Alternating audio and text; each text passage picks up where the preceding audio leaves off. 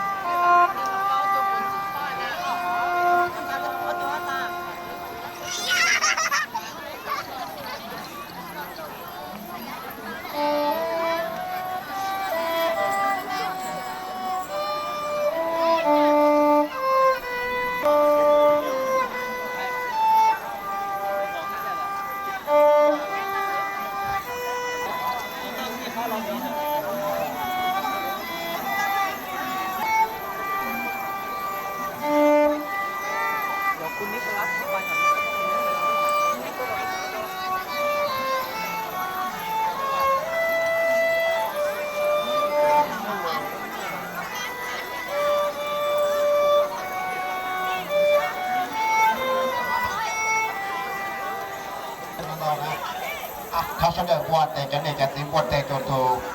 เยาวชนเนี่ยเดี๋ยวโตเป็นทุกการทุกยอดที่อยากที่ยองเป้ยังเนี่ยจะติไปทุกเอาลูกเชื่อเดี๋ยวน้องหมูแพ้แล้วใช้กันเนี่ยเจ๊แต่ลูกดอกแม่สารน้อยเลยเราหัวกอดดูไอ้คนดีนี่อีกคนนี้ได้พวกการขึ้นบ้านใหม่งานแต่งฉันใช้บริการของมิวสิกไอ้บุญมีเหรอติดต่อมาเอาน้ำบัตรเนี่ยไอ้บุญมีหรือว่าน้ำบัตรเนี่ยเดี๋ยวนอนนะเครื่องเสียงตาเหรอเปิดเจ๊ตู้ของบริษัทอิซูซุนะฮะหนึ่งผู้แล้วเราจัดกิจกรรมให้เราช่วงเนี่ยเจ๊สิงห์รอเนี่ยนอวุฒิดูต่อน้องอ่ะต่อน้อง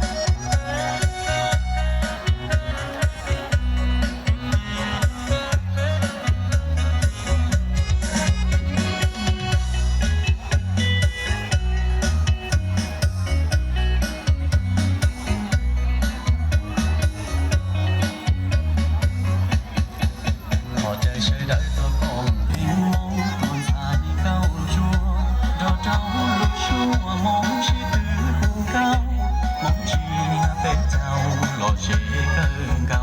梦接飞走。对你紧着眼，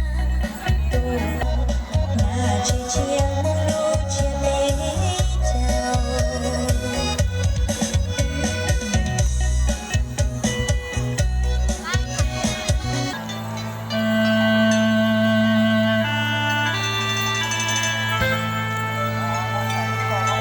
có lúc bay hồi chào bay thủ băng sảnh vang nhá tôi nhớ lúc nào cũng chẳng có lúc bay băng sảnh vang đó nước nô bóng mông bờ tông xa tôi là ít sống ít bà họ là người ta xài ăn kịp và lại như nát hào nhớ không cười với đi có lúc bay chào em ý chân chỉ là ngồi với chị con bờ tông xa nước nô cái tòa cổng chị phải chào nước nô happy em happy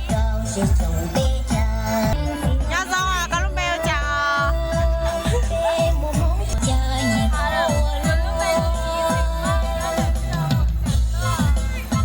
nước nô bóng mông ha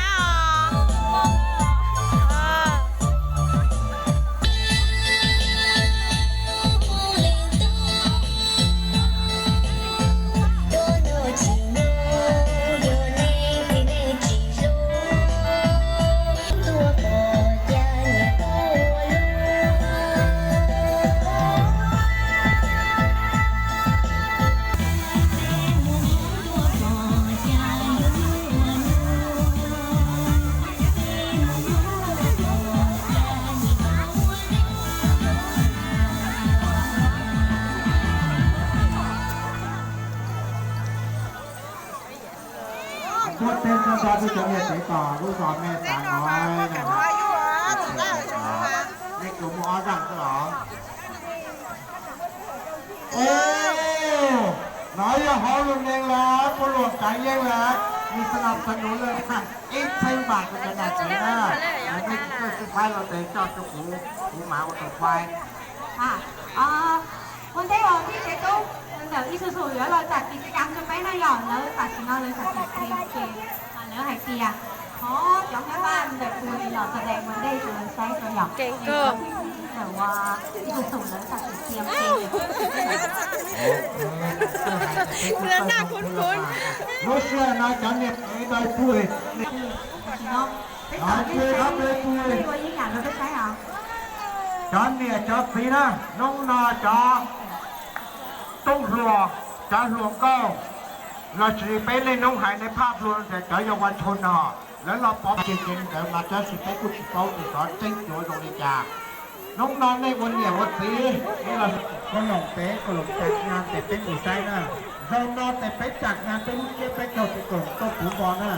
ไปหมู่แล้ววัดจะอยากจีหูจะไปเชียร์น้องนอนแล้วก็ใส่ไปมูเก็บไปเก่าตัวไหนมาพักก่อนไปไว้ดูวิ่งอยากก่อนดูคือทั้งหมดDạ cho艺術處裏邊嘅嘢，咁一班啲配女來到嗰時俾落車，咗呢邊就。 tôi tới sao đời cho nên chúng ta chú ý trồng thầu lò rồi cho nên cái cung ba ba tôi là ต่อไปเราแผนการเรียนของม .4 ค่ะมีทั้งหมด16สายเนาะสายแรกก็คือวิทย์คณิตคอมพิวเตอร์ AI 5แผนการเรียนภาษาอังกฤษทั่วไปค่ะ6ภาษาญี่ปุ่นค่ะ9การจัดการธุรกิจ